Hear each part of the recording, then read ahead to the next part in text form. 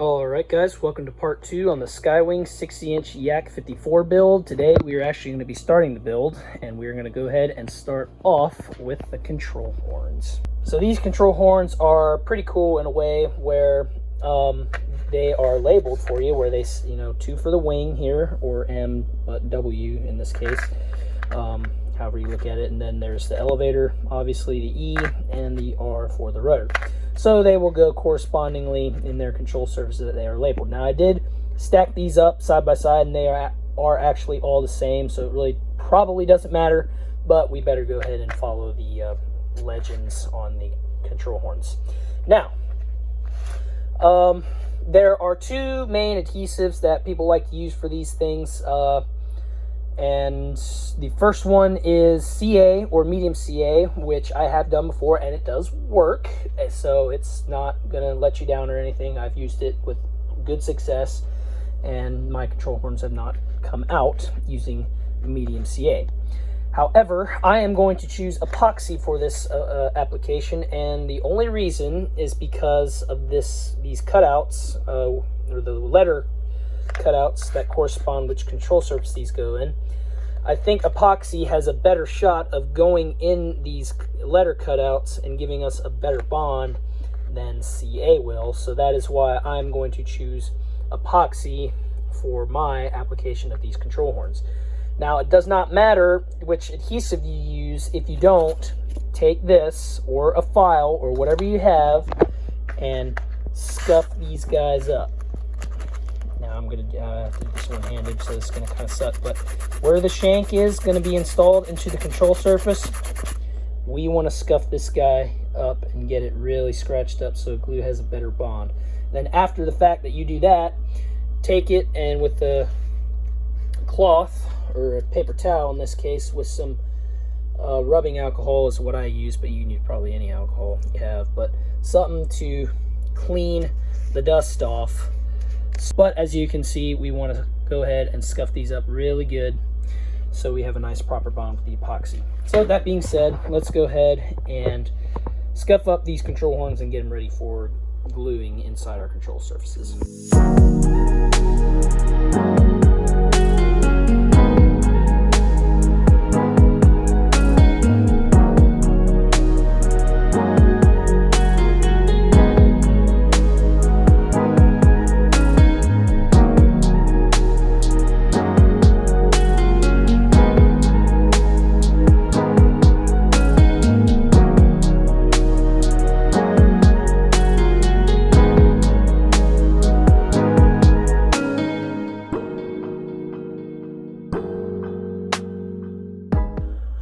Okay, so now that our epoxy is nice and thoroughly mixed, we will go ahead and apply epoxy to our surfaces. I'm going to make sure I'm all the way zoomed out here, to our control horns.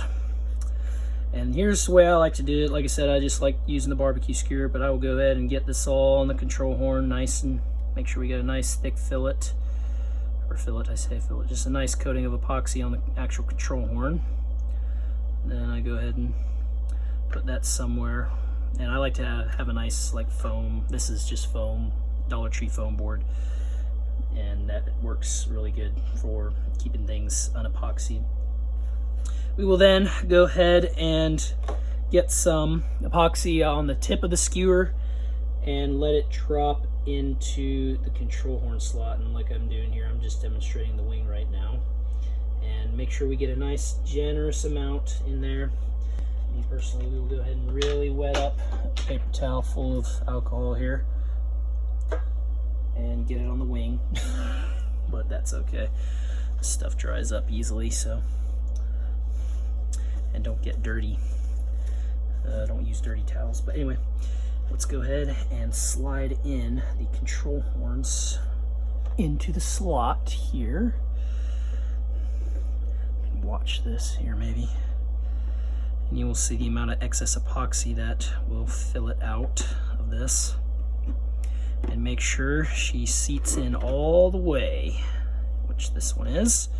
So take your rag here full of, or that is really wet with alcohol, and just clean up the excess. As you can see, it really just eats up or just makes this epoxy come right off.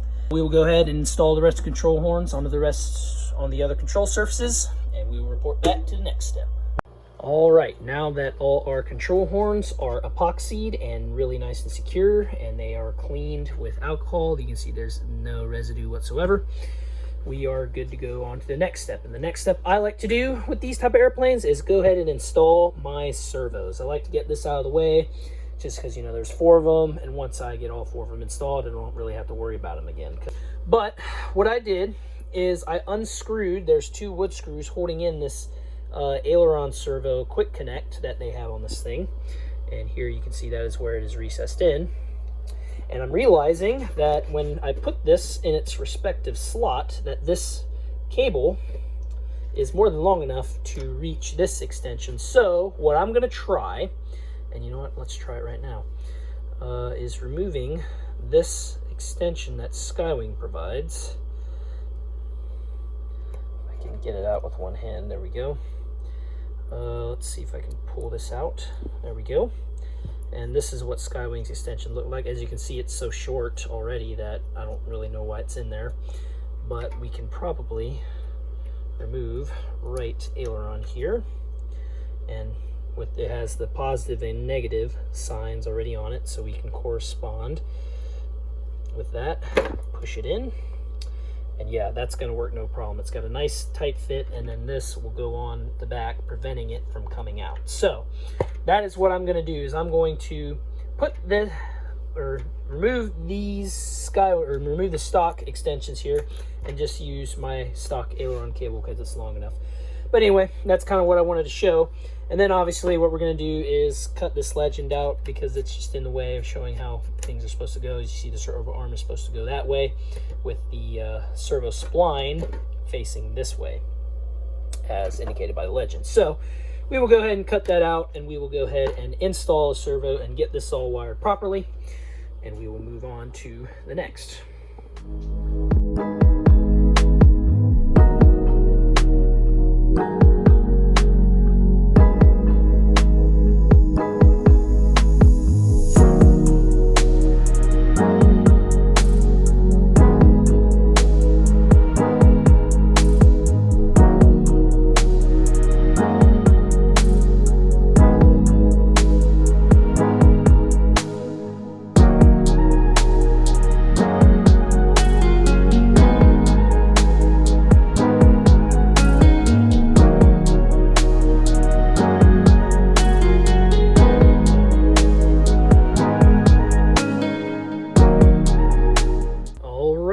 So as you can see, our servo is now installed in the wing, and I want to talk the process of going through mounting the servo as you saw in the time lapse there. So what I'll do is I'll take the drill, I'll drill out the holes with a 1/16 inch drill bit for these screws, and then I pulled the servo out, screwed into the wood to create the threads.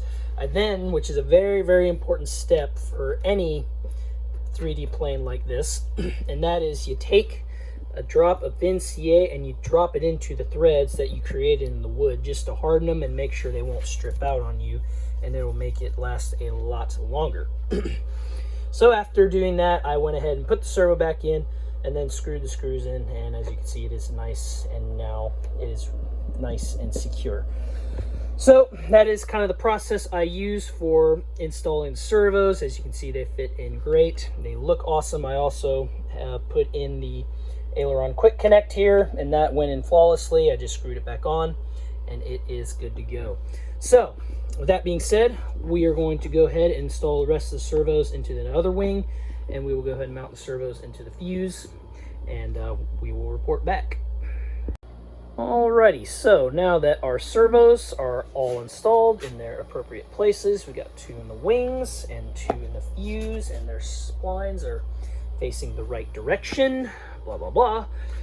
We are ready to move on to landing gear, and I gotta tell you, Skywing has got their landing gear set up right. Instead of having to mess with those stupid wheel collars where they never end up where you want them when you're trying to make or tighten up your landing gear, and you have to Loctite them and all sorts of that dumb stuff, They just went with lock nuts. So much more simple, where we don't have to mess with those daggum little set screws in the wheel collars. So basically how this assembly is going to work is, as you can see, this landing gear, when it's the top plate there sitting flat, we have a forward sweep, which that is the direction we want the landing gear to face with the wheel pants on. So basically like this right here. That's what I'm trying to demonstrate there. But anyway, after we figure that out, we go ahead and slide the axle on, which this axle has an area where you can put a wrench on. Slide it through, or this way, I think. Yeah, I think it would work better if it goes this way. Go ahead and thread the big nut on, slide your tire on, or your wheel, put on, or thread on the smaller lock nut that goes on the end here. Then once all that is done, we can go ahead and slide on the wheel pan, which this isn't the right one, this is, but over the knurled or the wrench area, and then that wheel pant will get secured by one of these wood screws, because there is a block of wood situated in the wheel pant right there. You can see it in the middle. Try to point at it. Yeah, right there is the block of wood, and that is what will secure this wheel pant to the landing gear. Pretty simple. So I really like the setup Skywing has. It's going to save us a lot of time, and I think it's much better than using those darn little whatever they're called, wheel collars. So this is going to be really simple. I did have to grind the areas here of the wheel pants to accept the wrenched area on this axle, but that's no big deal, just a Dremel, and that solved that issue. So anyway, with that being said, let's go ahead and get the landing gear assembled.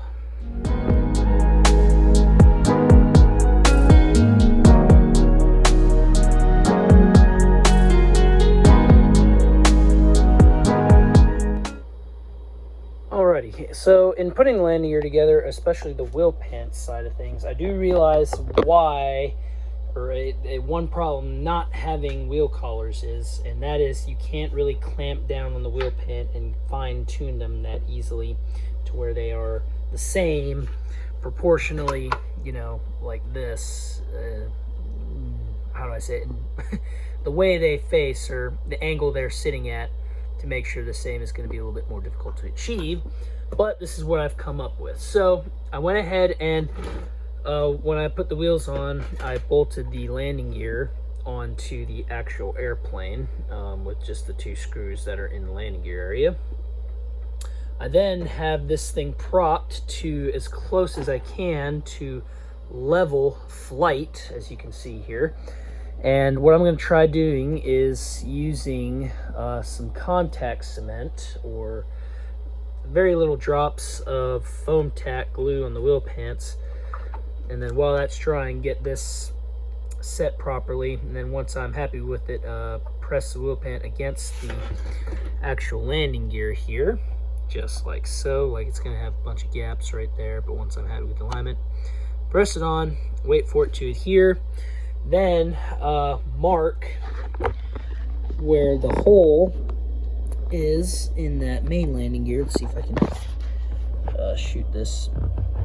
Yeah, there's the hole. Then I can get something to where I can mark the wheel pant. Then I can pull it all off, drill it out, and the alignment should be the same. And then I can do the same for the other wheel pant. So that's going to be the plan. So I will see if that works, and if not, we'll resort to something else. But let's see if this method of getting my wheel pants accurately positioned will work. Alright, so as you can see, the landing gear and the wheel pants are on the landing gear now, or is fully assembled, and it's looking pretty good. Now my method of using tack cement, or well, I actually ended up using hot glue to align them and then tack them in place and mark the holes, worked pretty well. It's not 100% perfect. As you can see here, that wheel pant is touching the ground. This one is very close, but it's just not quite touching the ground. So it's a little off, but it's going to be so close that, you know, you can't tell from a difference. So I'm happy with how that method turned out. So if there's a better method for y'all to figure out, I'd say go ahead and leave a comment below. Or just go with mine. As you see here, it worked pretty darn well. Alrighty, so in installing the landing gear, it is very simple. Obviously, you just take the two bolts that were in the plane, which look like this. They also have nice little rubber washers on them. If which I thought was interesting. I don't know if you can see that. Yeah, there's white rubber washers there. Anyway, the most important thing that I can assure you for making sure your landing gear is going to stay on your plane during high G maneuvers is this great invention right here.